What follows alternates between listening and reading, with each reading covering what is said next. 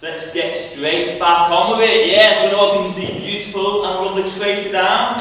So Tracy has worked in the public sector for about 12 years in her quest to recover fraud and error. She's going to talk about that tonight with a speech entitled The Local Authority Challenge.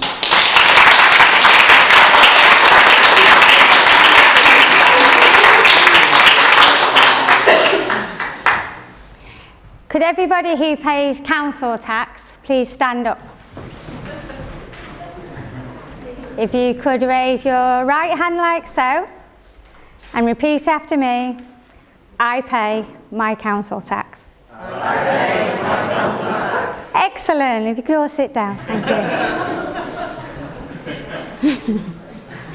Remember a time when parks had well-tended, freshly cut, green lawns, beautiful flower beds with flowers from all seasons, such as yellow daffodils in the spring, a rainbow of bedding plants in the summer, and roses in reds, pinks and oranges seeing us through the autumn.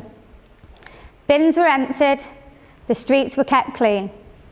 Benefits were available for the truly needy without making them homeless or ravaged with hunger in the process. Services were widely available, such as libraries and leisure centres.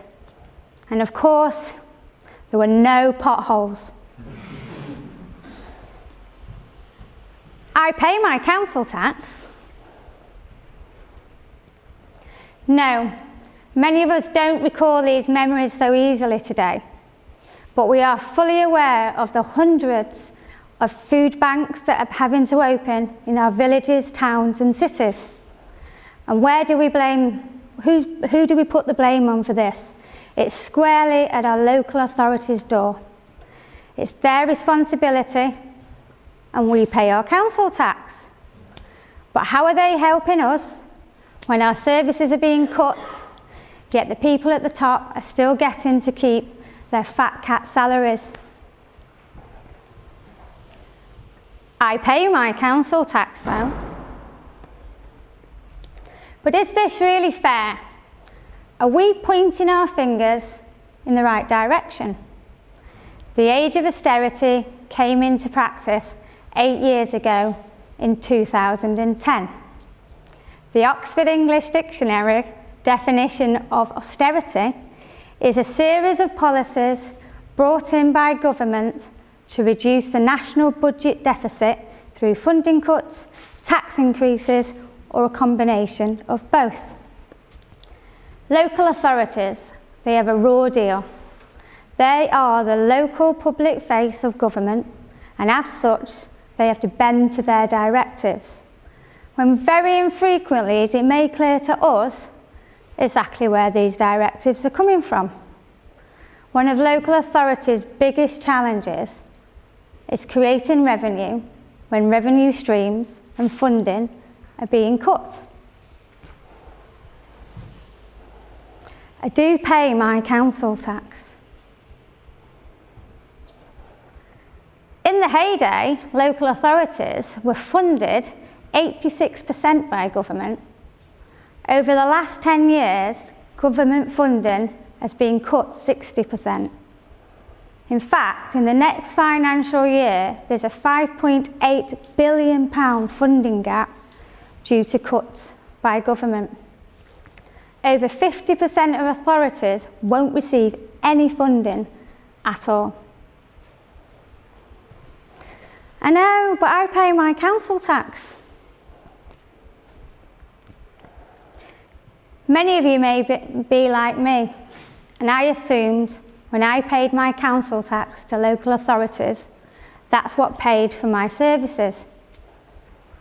But what actually happens is all the council tax that local authorities collect goes into the central government pot, and then they return just a subsidy of that to local authorities to go towards their annual budgets.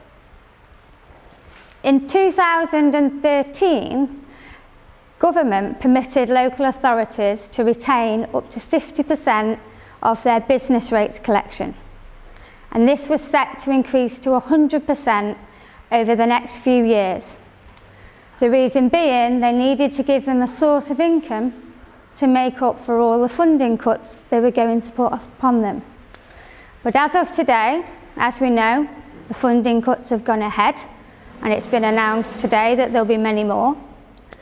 But there's only a handful of local authorities in a pilot scheme to enable them to collect 100%. So it's not there yet. They don't have this revenue stream either. And then if we look at benefits, traditionally local authorities have always been able to investigate benefits overpayments due to fraud and error. But in 2016, this was taken in centrally to the DWP. It created many redundancies in local authorities, but it also removed some of their funding stream for their budgets. Remember, I do pay my council tax. And then if we take a look at universal credit, government's shiny flagship new benefit system, designed to work for us and to make life easier for those who need the help. It doesn't.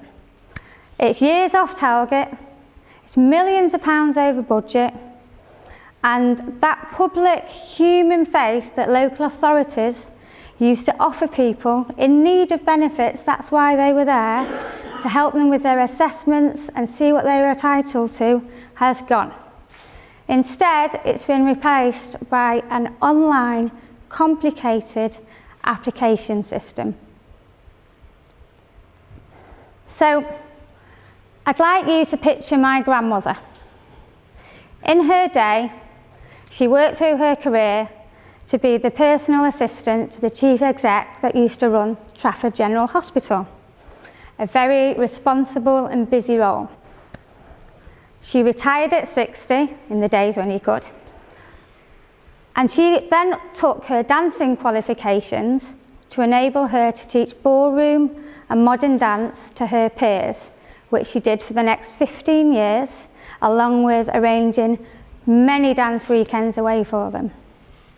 Sharp as a tack, on top of a game. She knew nothing of the internet, so when the time comes, if she needs assistance, how does she get it? She doesn't have the internet, she doesn't understand it, it isn't accessible. And then, take her son, my dad. I have to be a little bit careful because he will listen to this. Generation later, he did have access to the internet and used it through the later stages of his career. But unlike many of us, it hasn't taken over his life. He doesn't have broadband connectivity. He used it for work, finished work, end off. But he does have a smartphone.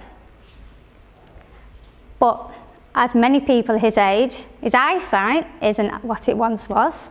So when he zoomed it up, all he can see is about 5 words on the screen at any one time.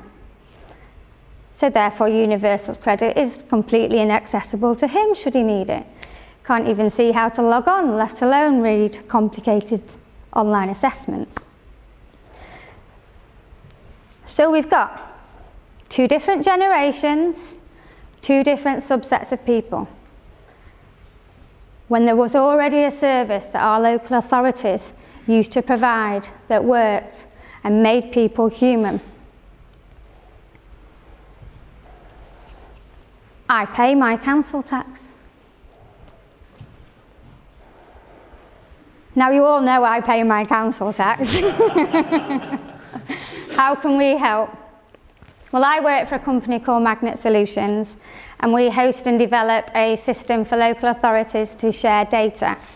It's for business rates, council tax and benefits, and its purpose is to enable them to securely recover or attempt to recover fraud and error in these different sectors.